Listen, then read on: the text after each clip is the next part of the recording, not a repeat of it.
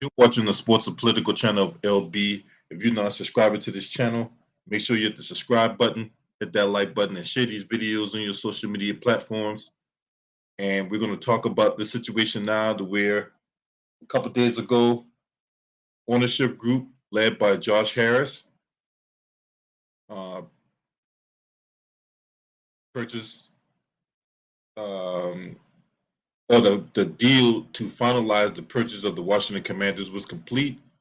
And in that group is Hall of Fame NBA superstar extraordinaire Magic Johnson.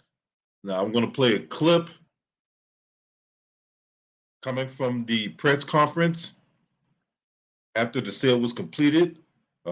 Fair use is in effect, and I will provide commentary on the other side. Our next speaker can just be defined by the word champion. A champion in life, a champion on the court, a champion person, an inspiring individual. I'd like to welcome Earvin Magic Johnson.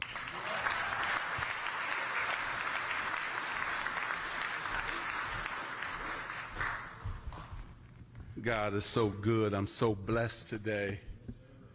Man, give him all the honor and glory to be this incredible African-American man, this black man standing here to be a part of this incredible franchise.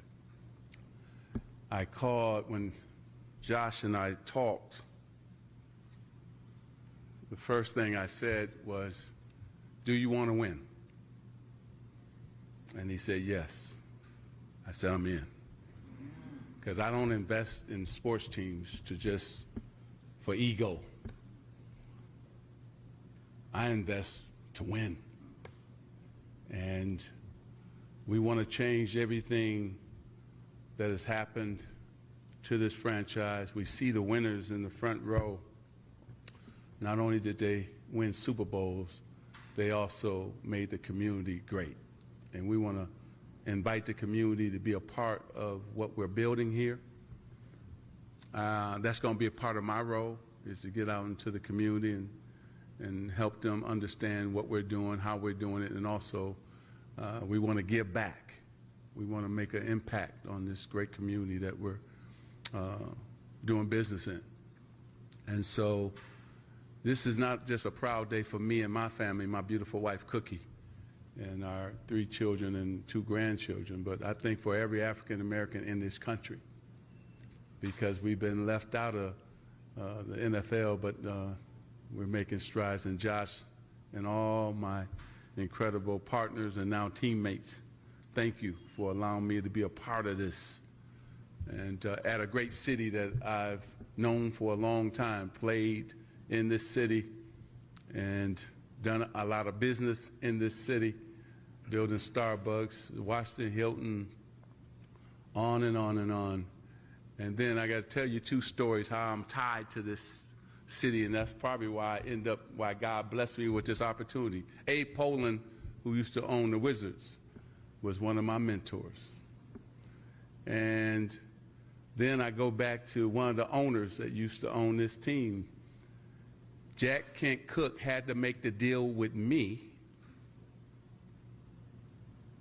to then sell the Lakers to Dr. Buss to buy the Washington Redskins. Isn't that something? So I'm supposed to be here and be a part of this incredible franchise. And I would say this: we've been meeting and we're ready for the challenge. We want to take all the headaches away from the players and coaches. We want them to concentrate on being great football players and winning games and coaching games. We want to make it easy for them, and that's what we're going to do. And I think that Josh touched on it. It's about excellence, best in class, doing everything the right way, and then over-delivering to our fan base. And we're going to do just that. So do me a favor, because this man didn't have to do this. He could have chose anybody else that didn't look like me. So can y'all stand up and give Josh a standing ovation, because that's important. Come on, come on. Come on, because I appreciate it. I appreciate it. And I'm ready to go to work and build a winner here, build a Super Bowl championship team here in Washington, in the Washington Commanders. Thank you. God bless everybody.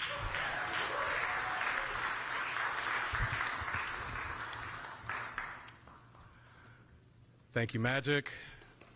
Josh will now take questions from the media.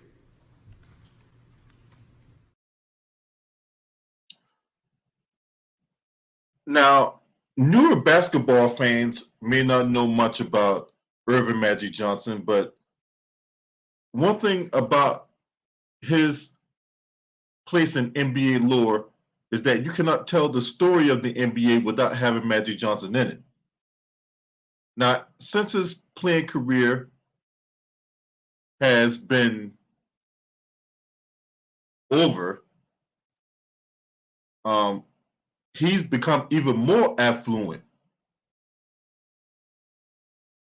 You know, Magic Johnson is a champion on the court and off the court, and he is a formidable businessman.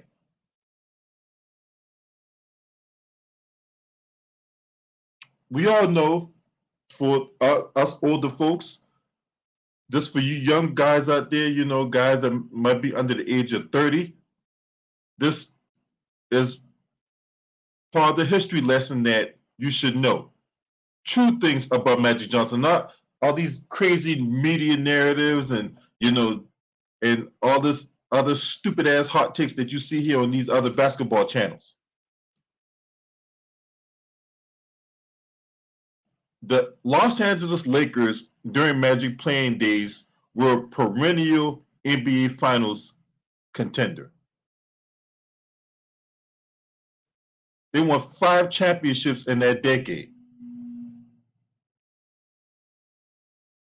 He was a 6'9", he was a 6'9" point guard who could play multiple positions.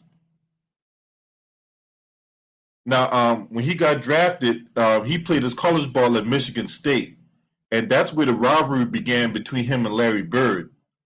Because Larry Bird played his college ball at Indiana State, and Magic's Michigan State beat Larry Bird's Indiana State en route to the national championship.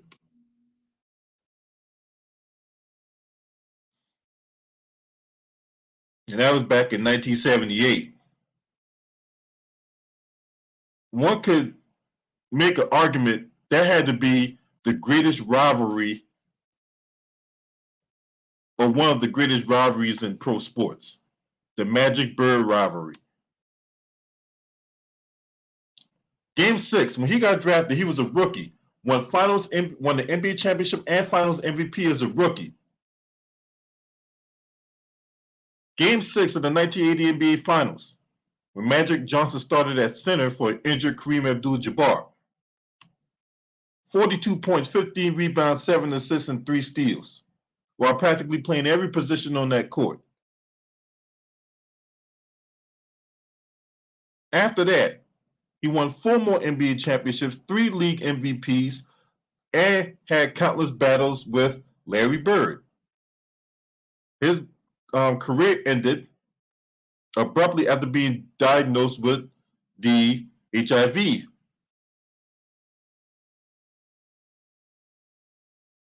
And then Magic Johnson, you know, dabbled in coaching.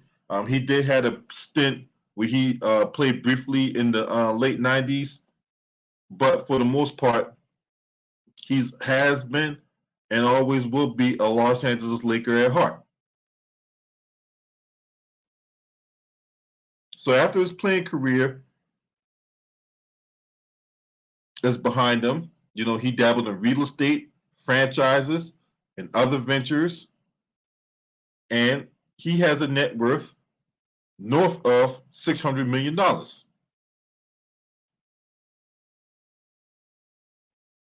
So he first tested the business waters by investing in Urban America. That included a partnership with Sony Pictures for Magic Johnson Theaters. Matter of fact, there's a theater out there in Maryland, right by the stadium. Uh, that venture opened around the late 90s.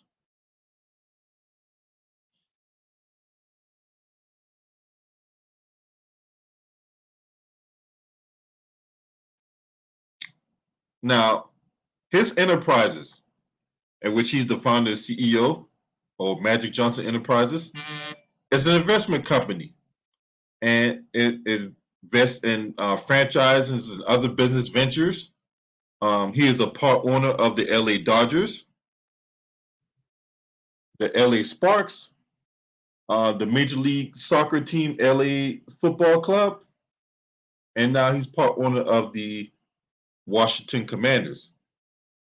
He is also owner of Sodexo, that's a French food service, GI Fridays, or y'all know about TGI Fridays, Burger King. Uh, he owns like about 31 Burger Kings. He owns 24 Hour Fitness, I think it's the LA Fitness. He also owns Starbucks and the Magic Johnson Movie Theater.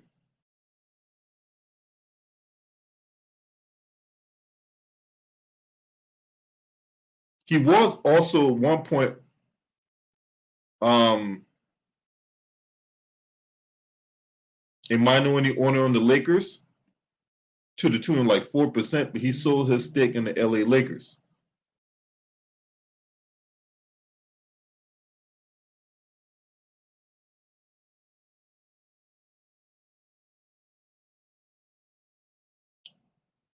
So look,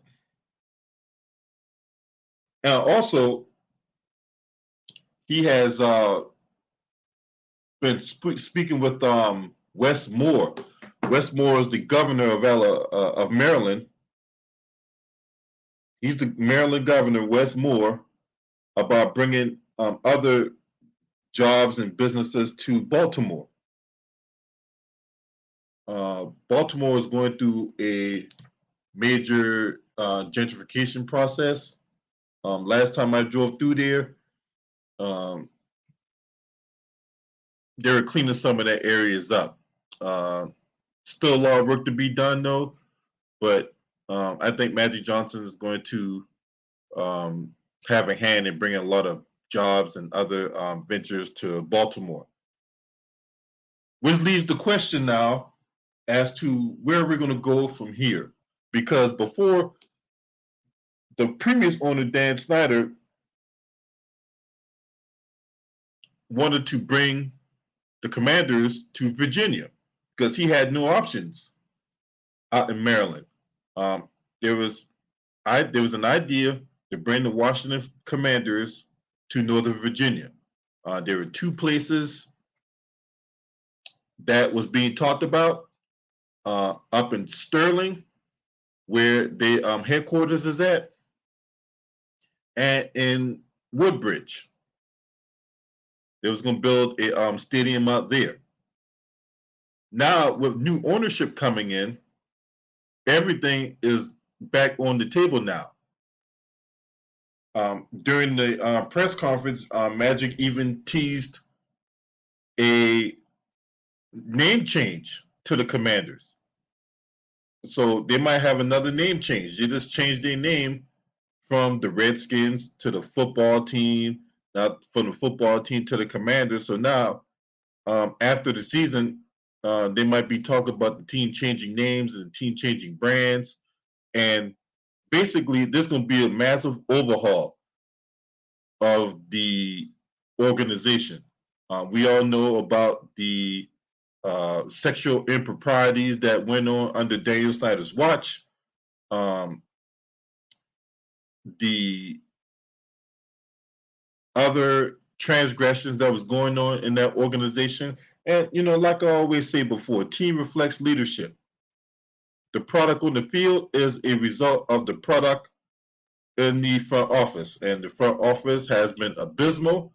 When you go to a lot of these games, when they were the Redskins and whatever, you see a lot of fans there protesting, pressuring Dan Snyder to sell the team.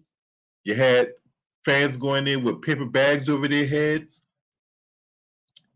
And that was not the Washington Redskins / football team / Commanders I grew up watching. When I grew up watching them back in the 80s, when they had, Charles Mann, Dexter Manley, they had Art Monk and Ricky Sanders and Doug Williams, and Joe Gibbs was the head coach. And then before Doug Williams became quarterback, they had a guy by the name of Jay Schrader who would, lead that team or whatever like that, right? But for the most part, it was Joe Gibbs who was the head coach, and they had the DC fight song every time they scored a touchdown, and where RFK Stadium was at, because RFK Stadium was like right, it was in DC, it was in Northeast DC, if I'm not mistaken. You can see it right off of 395.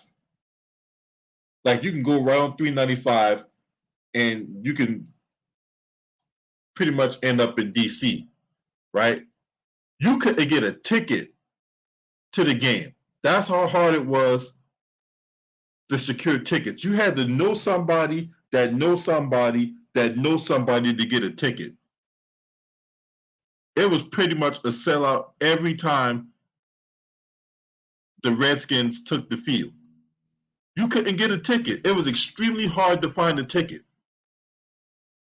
Now they just, when Daniel Snyder took over and their team was going to shit, man, I mean, you get a ticket anywhere now. They ain't had a playoff win in 18 years, this team. Have they made playoff appearances? Yes, they have made playoff appearances. But you had to go, it was 18 years since this team has a playoff win, let alone a Super Bowl appearance. You had to go all the way back to 1991. I was like 12 years old when Mark Rippon was the quarterback of the then Washington Redskins. So over the past 3 decades, we've seen Cowgirls win Super Bowls. My New York Giants won the Super Bowls. Even the goddamn Philadelphia Eagles finally got off the schneid and won Super Bowls. Well, one. They won one. But they played in about 3 or 4.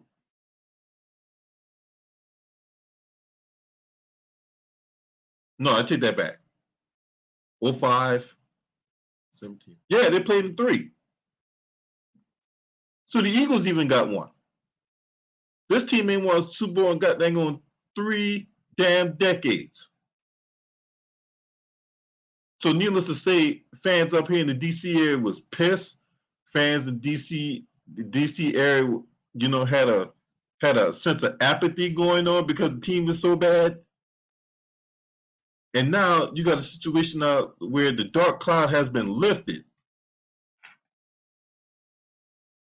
And Magic Johnson, is his role as a part owner and investor is to connect with the community again, trying to get people to come out to support a winning product, because they have aspirations of turning this thing around.